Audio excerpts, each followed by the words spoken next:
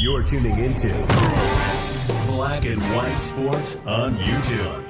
The no-holds-barred truth on sports. The main event starts. All right, Black and White Sports supporters. Well, I think I did this same video last year, and now we have the 2025 version of the highest paid female athletes of 2025. Now, for the sake of this channel, we're going to obviously focus on Caitlyn Clark. By the way, of the top 15 female athletes that made the list, Caitlyn Clark was the only WNBA athlete that landed on the list. So that means Angel Reese was down somewhere below 10 million bucks. All right. In fact, they do tell us who is number 2 among sports related, like actual team oriented female athletes. Number 2 is Sabrina Ionescu. But as you can imagine, Caitlyn Clark was first. Now, the difference in this is added up between salaries, or in tennis, for example, prize money, or golf, prize money, right? But in the WNBA, it would be salary, right? And it's pretty amazing because almost all of Caitlyn Clark's money is from endorsements because she's not making hardly anything as a WNBA player. So this is Sportico that put the list together. Money is pouring into women's sports with athletes in basketball, hockey, soccer, softball, and volleyball reaping the rewards. But the top tier of the world's highest paid female athletes is dominated by tennis, and it has been for decades.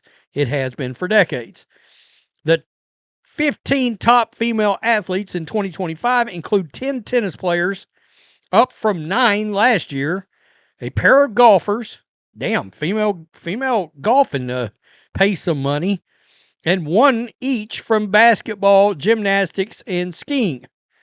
Caitlyn Clark, Simone Biles, Elaine Gu. I believe she is the Chinese American that actually competes for China, if I'm in the Olympics. Anyway, tennis star Coco Gauff leads the way with $31 million, a tick ahead of her rival, Arina Sabalenka, $30 million. I have no idea who that is. If that tells you, I never even heard of them.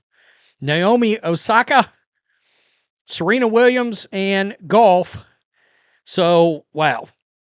All right. So that brings us down here. The top 15 earned is an estimated $249 million this year from prize money, salaries, bonuses, and endorsements. It's up 12%. All 15 earned at least $10 million versus 11 last year and 6 in 2023. The $10.1 million cutoff to crack the list is up from $6.7 million last year. So it was almost a $4 million raise among all these athletes to break the minimum. So let's just go down here. Here's Caitlyn Clark right there. And you see that $16 million. So she came in 1, 2, 3, 4, 5, 6th among all female athletes. 16 million. She's the only one on here from a team-oriented sport. Almost all of it is from endorsements, which is also the case for the skier, Elaine Gu. And, most of these is from endorsements. Some of the tennis, Coco had 8 million. Sabalenka, 15 million. Simone Biles, 11 million, almost all from endorsements. It doesn't even show her making any money. She's an Olympian, so that makes sense, right?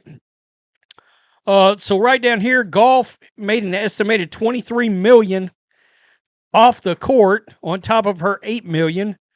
In April, she launched Coco Golf Enterprises in conjunction with talent firm WME to manage her career after 7 years aligned with Roger Federer's Team 8. WME does not have any ownership in the business. Golf's most lucrative endorsement deal is New Balance. Man, New Balance got all kinds of athletes on their commercials now. I'm like, wow, it ain't your dad's walking shoe no more, I don't guess. Baker Tilly, Bose, Head, Rolex, Mercedes-Benz, Chase Bank for golf. So let me just come down here. Clark missed 70% of the Indiana Fever's games during the WNBA season as she struggled with injuries, but it was another record year off the court for star guard who ranked 6th at $16.1 million, up 4 spots from 2024. She earned $119,000 from her salary and bonuses in the W. Clark's college career at Iowa ended in a NC2A title loss to South Carolina in April of 2024. A year later, she was drafted to the Fever. She continued to add endorsement partners. She went up, by the way. This has been the first year of those first full year of contracts, which helped her boost her off-court income from $11 million to $16 million. All right, so one of her new partners is actually Stanley. I did not realize she had an agreement with Stanley. Now, Clark is the lone team sport athlete to make the cut, with New York Liberty point guard Sabrina Ionescu falling just short. So if you are to believe what this says, that means Ionescu was somewhere maybe just under the $10 million mark for a WNBA player, which is interesting. That means Angel Reese did not make the cut in the top 2 at all. So that's interesting. Lindsey Vaughn is one of the other athletes that just did not make the cut. Now, the thing about it is we don't know what just missed the cut looks like. All right, so here we are. Venus Williams still pulled in $10.2 million. Wow. Simone Biles, $11 million. Pretty unbelievable. Pretty unbelievable. Let's just go down here and see if they say any more. Okay, here we go. In August, Nike announced the Clark as the latest signature athlete with a new signature logo, collection of sportswear and apparel, and a signature sneaker to debut in 2026. She joined fellow Nike athletes A'ja Wilson and Ionescu as active WNBA players with signature sneakers. Clark's other sponsors include Gatorade, State Farm, Wilson, Peony America, that's trading cards, Hy-Vee, Xfinity, Gamebridge, and Lilly. The only 3 I ever see anything from, really and truly, well, Wilson is on here. So Nike, yeah, we see some stuff from Nike, not enough in my opinion.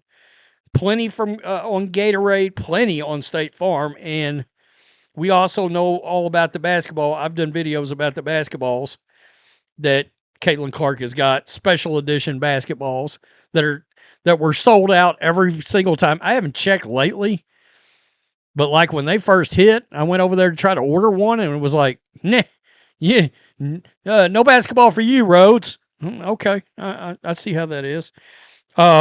Again, it's interesting. No A'ja Wilson, no Angel Reese. Everybody leads you to believe that it's always Angel. Nah, they just told you. The next one up is Sabrina Ionescu. That actually does not surprise me for some reason. I don't know why. Maybe because she plays in New York, in that market. Can you imagine Caitlyn Clark in the New York market? I mean, wow. Because they actually do sell out games up there. Tell me what you think. Peace. I'm out. Till next time. Thanks for watching the show. Be sure to like, comment, and subscribe.